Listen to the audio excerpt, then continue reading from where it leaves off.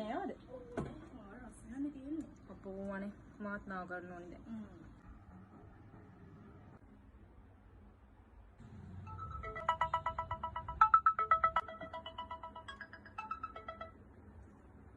Hello. මොකද එකපාරට මාව මතක් කළා? මේ අක්කේ පොඩි උදව්වක් කරන්නකෝ. මේක තමයි තමසරේ නම මතක් වෙලා තියෙන්නේ. අම්මා ගෙදර නෑ ඔයි බඩගිනි කන්න මොකුත් නෑනේ. දැන් කන දෙයක් ඇත්තෙම නැද්ද ගෙදර? නෑනේ. ඉන්න මම ඕඩර් එකක්වත් දාන්න එනවා. මේ ඉක්මනට දාන්න නෑ මට බඩගිනි. ඉන්න. මොකද්ද බං? මලිට ඔයා ගන්නවත් බැයිද? කොල්ලෝනේ බං. කොල්ල කවද්ද ඉුවේ? ඒ වල මලිව හදලා තියෙන විදිය. ගෑනු පිළිම කරන ඔක්කොම වැඩ කරගෙන අපි මේ ඉන්නේ බං. ඔව් ඉතින් ඒකත් ඇත්ත. ඔය කෙල්ල ගන්න වැඩ උට පුරුදු කරලා නෑ බං.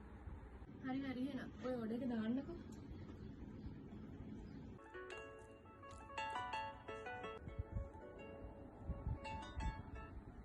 හෙලෝ අම්මේ. මොකද කරන්නේ? හෙලෝ. මොකෝ කරන්නේ තුම? මං නම් මේ කන ගමන්. අම්මා කාලා හැමද? අද මට රෙස්ට් එකක් හම්බුණා. තාම කාලා නැහැ. ඒ මොකද? අද කුසියට මල්ලි බාගත්තා. ඒකත් හොඳයි. ගෙදර ඉන්නකොට නම් මල්ලිගේ කෑම වල රස බැලුවා. දැන් ඉතින් ඒ රහත් මතක නැහැ. ඒකනේ දැන් මල්ලිට ඊටත් වැඩිය හොඳට පියන්න පුළුවන්. කම්පුලි මාඩුවට. මට ෆොටෝ ටිකක් දාන්න. මං දාන්නම් ඔයාලට. කන්න පුතේ නම් මම තව ටිකකින් ගන්න. හරි අම්මා බසන්නයි. සන්නයි.